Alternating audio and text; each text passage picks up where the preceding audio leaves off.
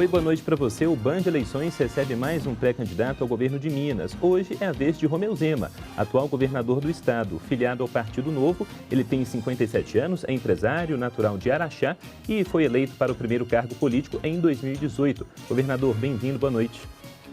Boa noite, Lucas. Um grande prazer estar aqui com vocês mais uma vez. Prazer é todo nosso. Também participam deste programa o nosso comentarista de política, o Orion Teixeira. Tudo bem, Orion? Tudo bem, Lucas. Boa noite a todos. Governador, Murilo. E o nosso diretor de jornalismo, Murilo Rocha, também voltando aqui à nossa mesa. Hein, Murilo? Boa noite. Boa noite, Lucas. Boa noite, Orion. Boa noite, governador. Muito obrigado por aceitar o nosso convite. Prazer é meu. Governador, eu queria começar falando sobre esse primeiro mandato. Eu queria que o senhor trouxesse aqui para o nosso espectador qual que seria uma marca que o senhor acredita que conseguiu imprimir, trazer nesse primeiro mandato do senhor, que está quase chegando ao fim agora neste ano, e pensando em um eventual segundo mandato, qual que seria a realização pela qual o senhor gostaria de ser lembrado? Perfeito. Bom, Lucas, nós assumimos um estado arrasado, que não pagava o funcionalismo em dia, que não fazia os repasses para as prefeituras e, graças a Deus, hoje isso é passado. Somente no ano passado, já no nosso terceiro ano de governo, é que nós conseguimos sanar essa questão financeira. Aquilo que depende de você arrumar, organizar, limpar, você tem condição de fazer rapidamente. Mas aquilo que depende de pagar dívida, qualquer pessoa que já pagou sabe que leva um tempo. Então, hoje nós temos prefeituras em todo o estado, são 853 cidades que têm uma condição financeira muito melhor de estar investindo na saúde, de estar fazendo investimentos na educação, e isso para mim é muito satisfatório, uma reviravolta. E o funcionalismo público sabe, depois de 6 anos, ele está recebendo em dia o seu salário, está recebendo em dia o seu 13º, teve um reajuste linear para todas as categorias de 10%. Agora, a grande marca do nosso governo foi resgatar a credibilidade de Minas Gerais. Minas Gerais é hoje o estado no Brasil que mais recebe investimentos.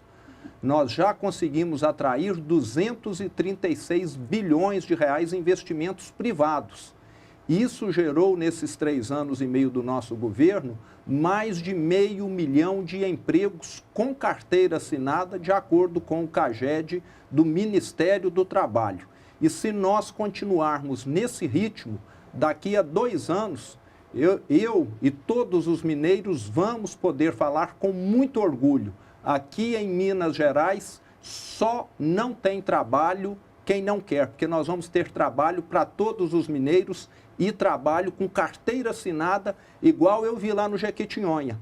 Estive lá na inauguração de uma usina fotovoltaica, a dona Marilene, 52 anos de idade, veio me contar toda satisfeita que pela primeira vez na vida dela, aos 52 anos, ela teve o que para muitos é corriqueiro, é normal, carteira de trabalho assinada. E me falou o seguinte: agora, em vez de levar a cesta básica com sardinha, com salsicha para casa, eu vou no supermercado e compro aquilo que eu quero. Então é isso que nós queremos para os mineiros: oportunidade, dignidade. E para o segundo mandato, qual que seria a marca pela qual o senhor gostaria de ser lembrado ao final de 4 anos? No meu segundo mandato, nós vamos fazer muito, Lucas, aquilo que depende de dinheiro. Somente agora, em 2022, é que nós tivemos condição de iniciarmos a recuperação das estradas de Minas.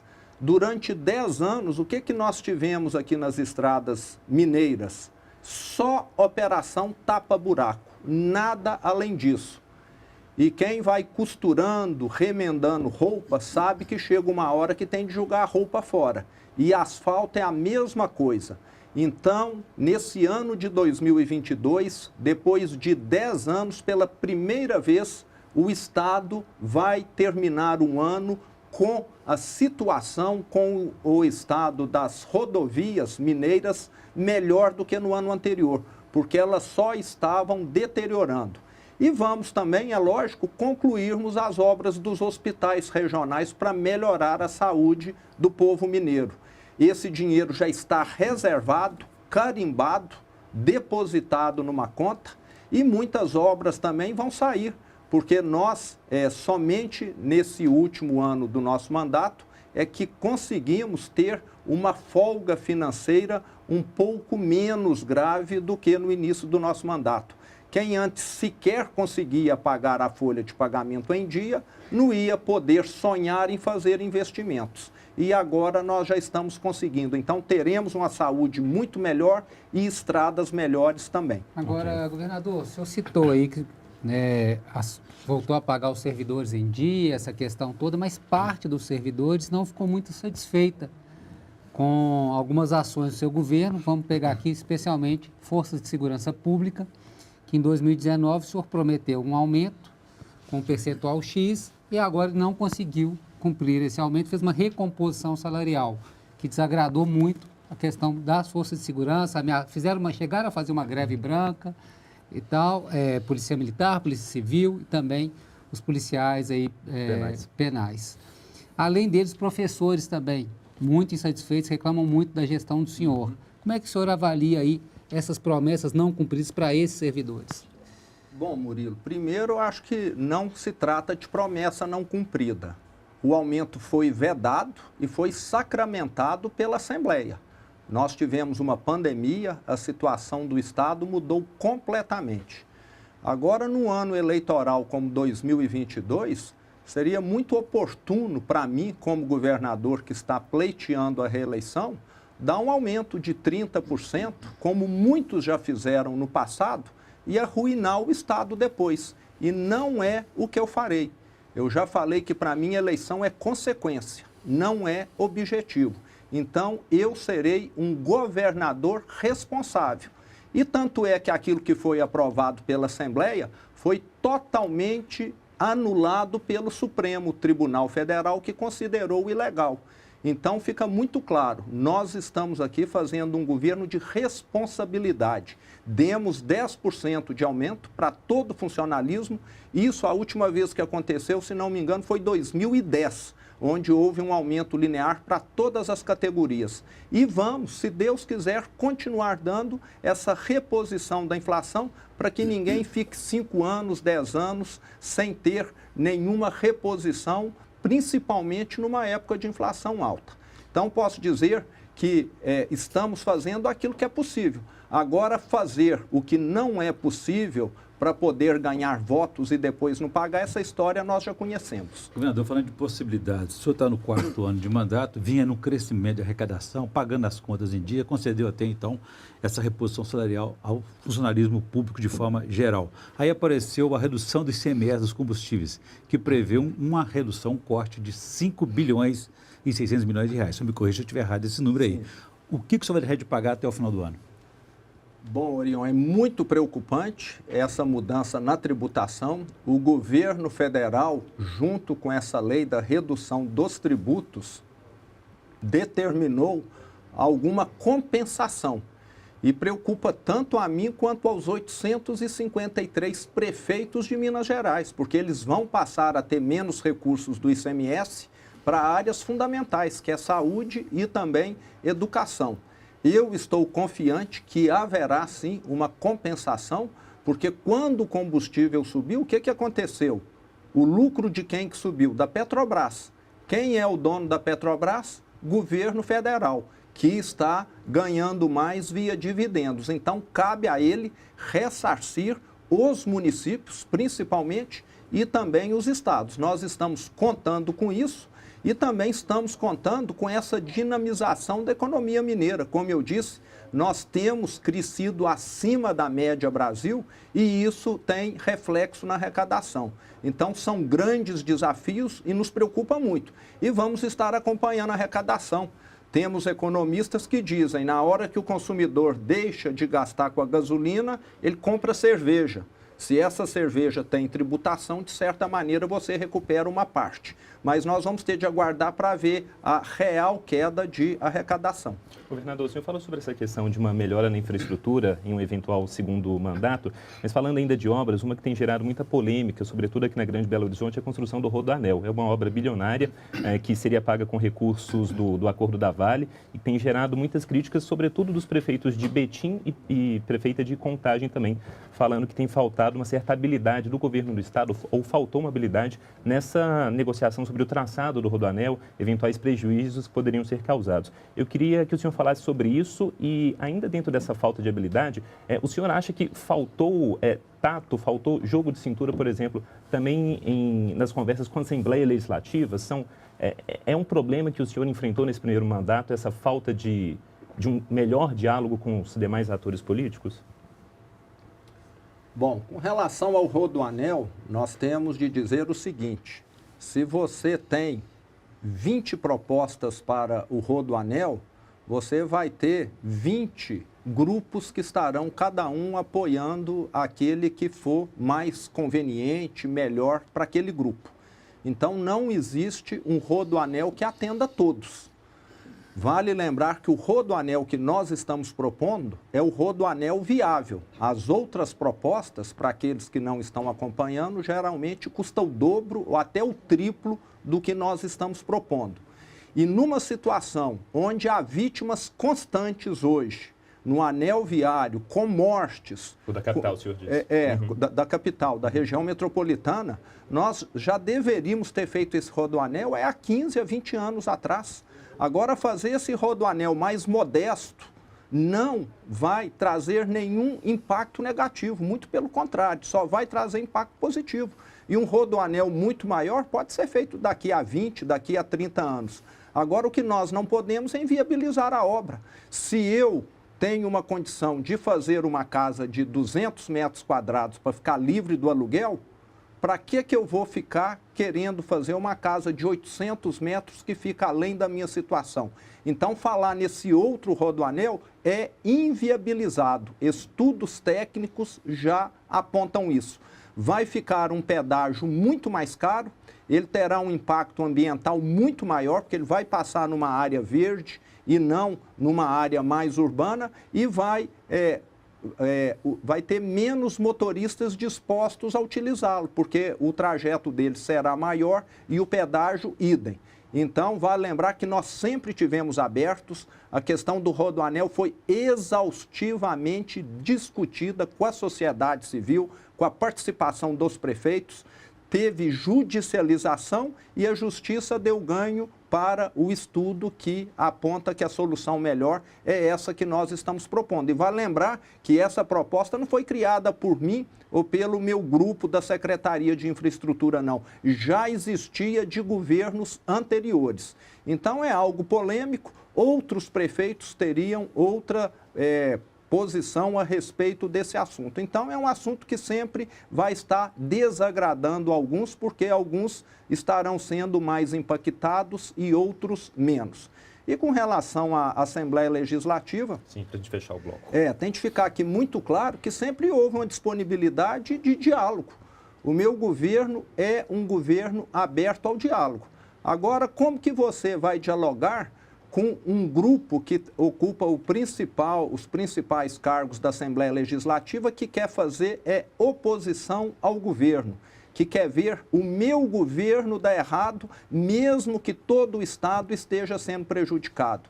Por que várias pautas sequer foram analisadas, estão lá engavetadas há 3 anos? Fica muito claro que o que tem aí é politicagem, não é falta de diálogo. Agora, como eles não querem falar, eu não vou pautar isso, eu não vou analisar isso, eles falam que tem falta de diálogo, o que nunca aconteceu. O que existe realmente é uma indisposição com um governo que está colocando o Estado em cima dos trilhos. Bom, já tem mais um bloco do Band de Eleições, a gente está indo para o nosso intervalo e volta já já.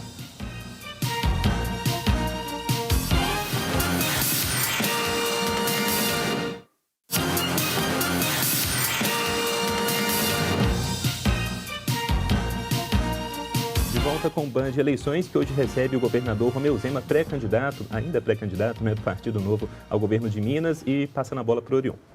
Governador, nós estamos há 3 meses das eleições e até agora o senhor não conseguiu definir a chapa do senhor. O senhor parece que tem 10 partidos na base de apoio, está liderando as pesquisas, mas não conseguiu fechar essa composição. Por quê? O senhor tem pressão, de um lado tem o PSDB, tem pressão do presidente Jair Bolsonaro. Como é que o senhor vai resolver esse dilema, e o próprio partido do senhor também pensa diferente do senhor a respeito dessa composição? Exatamente, Orion. Tem sido uma questão complexa. e no mundo político você tem um ritmo diferente. Eu que venho do setor privado, já gostaria e já teria tomado essa decisão há muito tempo. Mas se nós analisarmos aí 2, 3 meses atrás, quando houve o limite para os políticos, os candidatos aderirem aos partidos, nós tivemos candidato que foi fazer a sua adesão às 11 horas da noite e 59 minutos. Deixam tudo para a última hora, porque tudo depende de conversar, de coligação, de alianças, etc. Mas eu posso dizer que as conversas estão caminhando bem. Nós já temos alguns nomes, possíveis nomes. O mais provável é que não fuja desses nomes que estão sendo aí divulgados. Qual seria a sua escolha, governador? O senhor falou, se dependesse do senhor, o senhor já tinha escolhido. Qual que é a escolha do senhor? A minha escolha, Murilo, seria alguém que não fosse do Partido Novo. Eu tenho frisado isso sempre, porque o Partido Novo ficou, de certa maneira, erroneamente rotulado, que ele quer governar sozinho, que ele não faz diálogo. Então, para mim, seria muito bom que fosse qualquer nome que não seja do Partido Novo, e nós temos aí diversos nomes que caminham nesse sentido. Então, no que depender de mim, todo esse esforço está sendo feito e continuará sendo feito. Agora, vale lembrar que depende também de outros partidos aceitarem e o próprio Partido Novo ao qual eu pertenço. Governador, uma das críticas que foi feita ao senhor durante o seu mandato, e agora na campanha também alguns adversários estão batendo nessa tecla, é uma certa subserviência, uma certa omissão em relação ao governo federal. Que o senhor sempre mostrou uma relação muito amistosa com o governador Bolsonaro, e até alguns desmandos dele, algumas declarações polêmicas, o senhor sempre evitou criticá-lo, e não teria recebido o mesmo tratamento, recursos, inclusive para obras do governo federal. Afinal de contas, qual que é a sua relação com o presidente Jair Bolsonaro? O governo Bolsonaro foi bom para o senhor? Foi uma boa relação? Bom, Murilo, vale lembrar que eu fui eleito na mesma eleição do nosso presidente Bolsonaro e, de certa maneira, isso acabou de forma não correta, criando um vínculo que não existiu. Durante a minha campanha e ele durante a campanha dele, nós nunca nos encontramos, eu o conheci, eu fiz questão até de checar isso outro dia, foi no dia 14 de novembro de 2018. Ou seja, depois de 15 dias ou 17 dias da eleição, é que eu tive o prazer de conhecê-lo pessoalmente numa reunião de governadores em Brasília. E tenho sido um governador que mantém diálogo com o governo federal. E amanhã, qualquer que seja o novo presidente, eu terei diálogo, porque Minas Gerais depende e muito do governo federal. Nós estamos vendo essa questão aqui da concessão da BR-381-262, que vai beneficiar todo o leste do estado e também o Espírito Santo. Estive lá com o ex-ministro Tarcísio, que saiu recentemente, diversas vezes para estar tratando dessa questão, a questão do nível do Lago de Furnas, a cota 762. Fui inúmeras vezes no ministro Bento para poder tratar dessa questão tão importante ali para o sul de Minas. Então, como que Minas não vai ter diálogo com o governo federal? Agora ficar mandando pedra, ficar agredindo? Isso eu não faço não, porque isso não ajuda a resolver, eu faço o que resolve. Agora, se o governo federal ajudou mais outros estados ou menos com relação a Minas, pode ter certeza que tudo que estava ao meu alcance foi feito. Mas pensando na campanha, governador, teve um evento recente no qual o presidente Jair Bolsonaro, os senhores estavam em um palco, ele levantou o braço do senhor, falou algo do tipo, meu candidato, algo nesse sentido. O senhor, pelo menos nessa pré-campanha, não buscou vincular o nome do senhor ao nome do presidente Jair Bolsonaro. Isso vai acontecer nessa campanha? O senhor quer ser conhecido como o candidato do Bolsonaro aqui em Minas Gerais ou não? Essa é uma associação que o senhor não vai querer fazer. Lucas, para aqueles que não acompanham aí política, eu estou no Partido Novo. O Partido Novo tem um pré-candidato à presidência, que é o Felipe Dávila, e inclusive como vice-presidente, também candidato, o Tiago Mitrô, que é de Minas Gerais. Exato. E por uma questão de fidelidade partidária, o meu apoio é ao Felipe Dávila e também ao Tiago Mitrô. E tenho esse relacionamento bom com o presidente, que vai continuar. Ele também tem um candidato a governador, então isso não nos torna inimigo. Então, nós estamos aqui em Minas Gerais combatendo o meu adversário, que hoje está com um grupo que destruiu Minas Gerais. O governo Pimentel PT foi um desastre para Minas Gerais. E quem está hoje junto com o meu adversário é esse grupo, que com certeza vai voltar com todo esse estrago caso venha a ganhar a eleição. Governador, o senhor conseguiu, por meio da via judicial, a adesão de Minas ao regime de recuperação fiscal. E já fez até essa adesão, o Ministério da Economia já aprovou. Sim. O que o senhor vai fazer agora? Qual que é o plano que Minas tem para essa recuperação, essa recuperação fiscal? O que o senhor vai fazer? Ou vai deixar para o final do ano? Ou um próximo mandato, talvez? Não, nós já estamos em andamento, Orion, com essa questão. Ela é de fundamental importância para o Estado. Primeiro, se nós não aderirmos ao regime de recuperação fiscal, ainda nesse ano de 2022, nós vamos ter de pagar para o Tesouro Nacional 5 bilhões. Se nós aderirmos, esse número vai cair para 1 bilhão. Nós vamos ter uma economia de 4 bi. O ano que vem, a diferença entre aderirmos e não aderirmos é de 9 bilhões. Então, é necessário nós aderirmos, inclusive para continuarmos mantendo essa questão de recomposição salarial, para continuarmos poder fazer concursos para repor o funcionalismo público e até aumentar algumas categorias que precisam de ampliação de quadro. Então, diferentemente do que se fala, o regime de recuperação fiscal ou o plano de recuperação econômica de Minas Gerais não vai tolir nada que diz respeito ao funcionalismo público. Pelo contrário, vai possibilitar novos concursos e reajustes anuais, que é o meu grande objetivo. E as empresas estatais? Isso. As empresas estatais, nós temos a visão de que privatizá-las é o melhor. Por quê? Todos aqui que têm cabelo branco como eu vão lembrar da Telemix celular, vão lembrar do Benge, da Minas Caixa. Eles se foram. E hoje nós temos competição com telefonia celular? Me parece que sim. Preço menor, comparação de vários operadores, bancos a mesma coisa. Nós temos de deixar a gestão do Estado focada naquilo que leva benefício para a população. É saúde boa em todo o Estado, hospitais bons, atendimento na hora, são estradas boas, educação boa. Agora, energia elétrica no Brasil todo, praticamente são operadoras privadas que já fazem isso, com condição de fazer grandes investimentos. Um Estado quebrado, como é Minas Gerais, dono de uma empresa que precisa fazer investimento, coitada dessa empresa e coitado mais ainda da população que depende dessa empresa, que é o caso de CEMIG e Copasa, principalmente. Agora, governador, o senhor falou que na primeira resposta do senhor, no começo do programa, sobre questão de pleno emprego, chegou a falar que só não vai trabalhar em Minas quem não quiser. Isso é uma meta do seu segundo mandato? O segundo mandato do senhor? É uma promessa de campanha isso aí? Senhor, como é que o senhor vai chegar nessa meta? O único compromisso que eu assumi, Murilo, na minha campanha em 2018 foi de criar 150 mil empregos por ano em Minas Gerais. E a nossa meta está exatamente cravada nessa questão aí. Já criamos mais de 500 mil, 4 anos vezes 150 mil seriam 600 mil empregos. Então, se nesse segundo semestre nós conseguirmos aí criar mais 80 mil empregos aproximadamente, nós vamos cumprir rigorosamente. Eu sei que nós estamos dentro de um contexto muito maior. Se amanhã nós tivermos um governo desastroso à frente do Brasil, como foi na crise de 2015 e 2016, com a ex-presidente Dilma, que provocou a maior recessão da história, tudo isso fica comprometido. Mas Minas Gerais tem crescido acima do Brasil.